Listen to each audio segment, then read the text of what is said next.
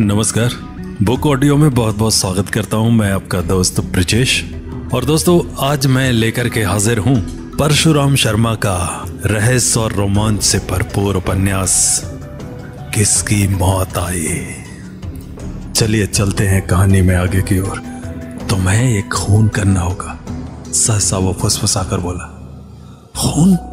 You mean murder? Of course never. ऐसा लगता है तुम गलत जगह पहुंच गए हो। मैं जासूस हूं, किराए पर खून करने वाला नहीं, समझे? उसकी बात सुनकर मैं झुंझला गया था। किराए पर खून करने वाले तो 5,000 रुपए लेकर भी ये काम कर सकते हैं मिस्टर रमेश वर्मा, लेकिन मैं ऐसा कुछ नहीं चाहता। मैं तो तुम जैसे जिम्मेदार आदमी को यह काम देना चाहता हूं जो एक बार कानून को भी धोखा देने में सफल हो सके। तुम जानते हो कि पुलिस और सरकारी जासूस किस प्रकार हत्याकांड की खोज करके कातिल को पकड़ते हैं और उसके खिलाफ सबूत जुटाते हैं। उनका रास्ता काटना किराए के हत्यारों के वश का रोग नहीं, उसके कई पहलू जटिल हैं। मामला चाहे कुछ भी क्यों ना हो, परंतु कुल मिलाकर गैर कानूनी और सबसे भयंकर अपराध है जिसमें फांसी तक हो जाती है। 1 लाख रुपए के लिए मैं फांसी पर नहीं लटक सकता। अब कोई दूसरी जगह खोजो। सोच लेना, शायद तुम्हें करना पड़ जाए। मैं होटल में ठहरा हूं और तुम्हें अपना फोन नंबर दे रहा हूं। अगर तुम्हें सौदा मंजूर हो तो फोन कर देना, लेकिन 3-4 रोज के अंदर अंदर रकम बढ़ाई भी जा सकती है। वो उठ खड़ा हुआ।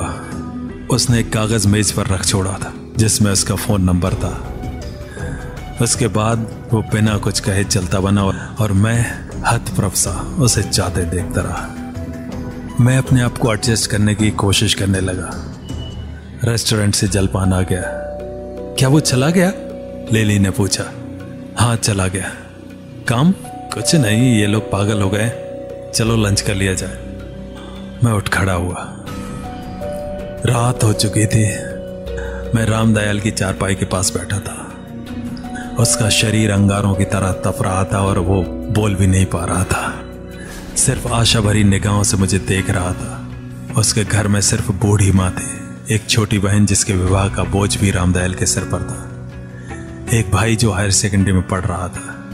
मैं उन बच्चों को और उस बूढ़ी माँ को सांत्वना दे रहा था, लेकिन मुझे मालूम था मैं अपना फर्ज निभाने आया। आज के बाद शायद इस तरफ कभी आऊं भी नहीं। मुझे ये नहीं बताना चाहता था कि ऑफिस बंद कर दिया है। 10 बजे मैं वहां से चला आया। ये गांधीनगर का इलाका था। सर्दियों के महीने थे, इसलिए बाहर सिर्फ वही लोग टहल रहे थे जो पीकर पान वालों की दुकान पर जमा हो जाया करते हैं और अपना जोश दर्शाया करते हैं। मैंने एक पान वाले की दुकान पर मोटरसाइकिल खड़ी की, फिर उससे एक जोड़ा बनारसी पान बनाने के लिए कहा।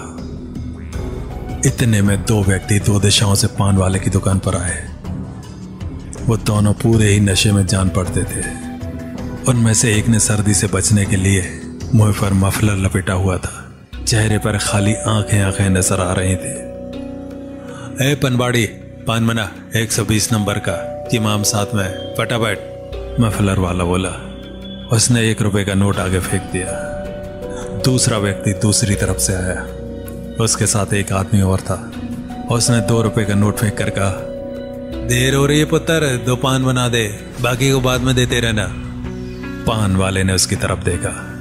इन 2 से पहले उसके 4 ग्राहक और खड़े थे, जिनमें एक मैं भी था। पनवाड़ी के बच्चे, मुझे स्टेशन जाना है, मफलर वाला बोला।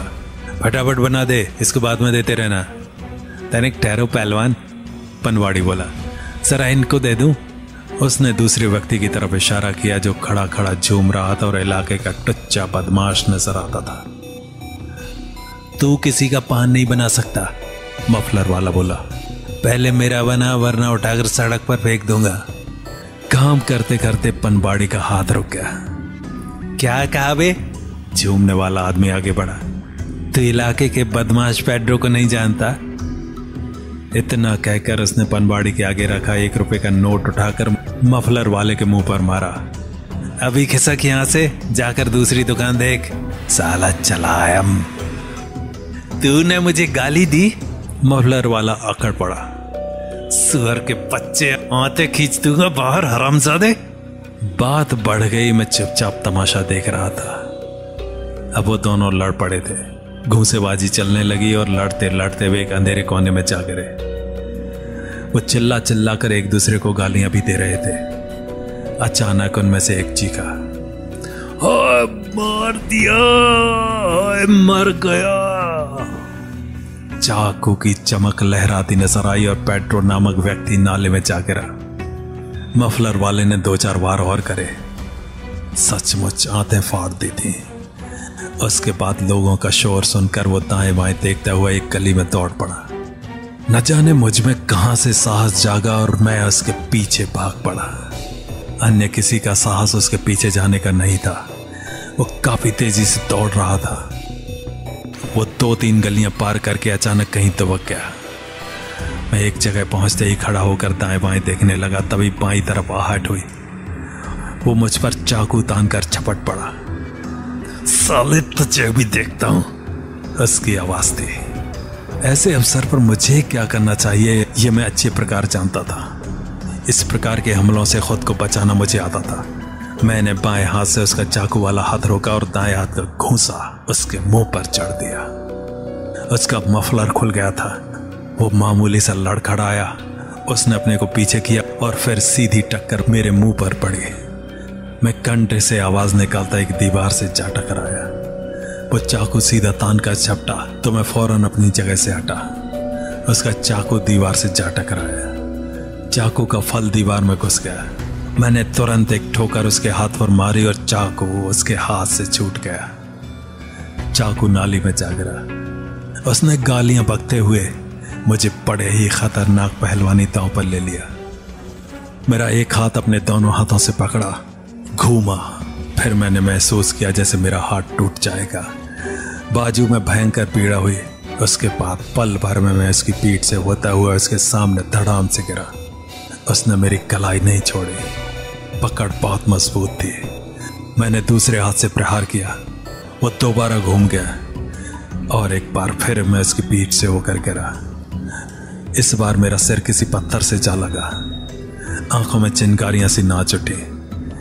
एकाएक उसने मुझे छोड़ दिया और भाग खड़ा हुआ। उसके भागने का कारण गली का चौकीदार था जो सीटी बजाता आ रहा था। लेकिन वो भी ना आता तो भी अब मुझ में इतनी शक्ति नहीं थी कि उसका पीछा कर पाता। मैं रेंगता हुआ उठने की कोशिश करने लगा। फिर मेरा हाथ एक पर्स पर जा पड़ा जो उसी का लगता था। उठते हुए मैंने वो पर्स उठाकर जेब में डाल लिया। चौकीदार के अलावा बहुत से लोग भी वहां आ गए थे। ये लोग तभी नजर आए थे जब वो व्यक्ति भाग निकला था।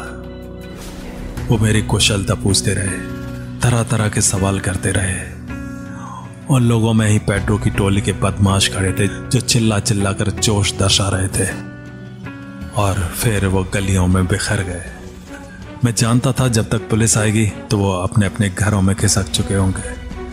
मैंने भी खिसकने में भलाई समझी। वापस पान वाले की दुकान पर पहुंचा तो वहां बड़ी भीड़ जमा हो गई थी। पता चला कि पेड्रो मर चुका था। मैंने अपनी मोटरसाइकिल संभाली और पुलिस के पहुंचने से पहले वापस घर की तरफ रवाना हो गया। घर पहुंचने के बाद मैंने अपने सिर पर निकल आए घूमड़ पर दबा लगाई। बाथरूम में पहुंचकर खुद को साफ किया और उस पर्स को देखने लगा जो उस व्यक्ति का था।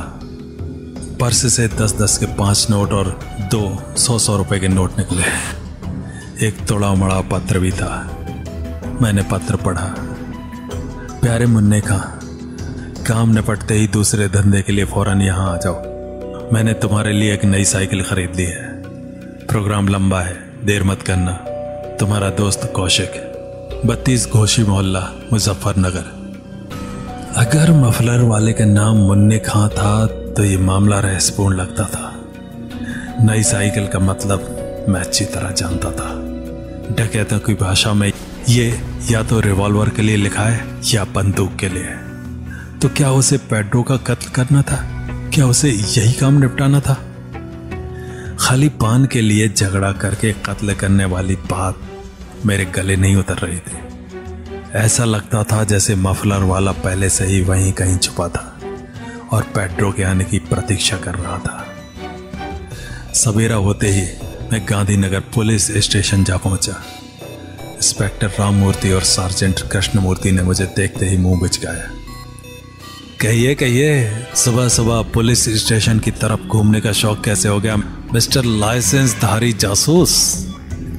बिगड़ो मत राममूर्ति, मैं तो तुम्हारी कुछ मदद करने आया हूं। मदद? राममूर्ति हंस पड़ा। लेकिन मैंने तो मदद के लिए नहीं पुकारा। रात तुम्हारे हल्के में एक कत्ल हुआ किसी पेड्रो नामक व्यक्ति का। आए दिन होते रहते हैं। अच्छा हुआ वो मर गया, नाक में दम कर रखा था उसने। वो रहस्यपूर्ण कत्ल था, मैं उसी मामले में तुम्हारी सहायता कर सकता हूँ। आहा, रहस्यपूर्ण। मैं तुम हर बात को रहस्यपूर्ण ढंग से क्यों सोचते हो? आज तक दिल्ली में कोई रहस्यपूर्ण कत्ल हुआ? प्यारे जासूस मियाँ, यहाँ खुंदक में चाकू लगते हैं। जरा से पीकर बदमाशों की खोपड़ी में 2-4 हाथ दिखाने की सोचती है तो इसी में चाकू आर पार हो जाता है। भला पान पर झगड़ा होने से दूसरे बदमाश ने उसे मार दिया तो इसमें तुम्हें क्या रहस्य नजर आने लगा? शाम तक मरने वाला पकड़ा ही जाएगा। हम जानते नहीं क्या उसका नाम मुन्ने खां है? वो पटेल नगर का बदमाश है, साला फरार हो गया। उसके चाकू पर तो निशान है ही उंगलियों के। और तुम्हें सुबह सुबह रहस्य सुझाई दे रहा है? रात को तुमने कोई जासूसी उपन्यास पढ़ा होगा। तो तुम्हें मेरी मदद नहीं चाहिए। चाय पियोगे? मैं झल्ला कर उठ खड़ा हुआ। उसने इस प्रकार व्यंग्य से कहा जैसे कहना चाहता हो दफा हो जाओ। पर मेरी एक समस्या सुलझ ही गई थी। वो मुन्ने खां ही था और शायद किराए का हत्यारा था, क्योंकि उस पत्र से यह जाहिर होता था कि मुन्ने खां बिना किसी कारण खून करने वाला आदमी नहीं। मैं चला आया और कहानी जारी रहेगी अगले अंक में। तो मिलेंगे अगले अंक में। नमस्कार।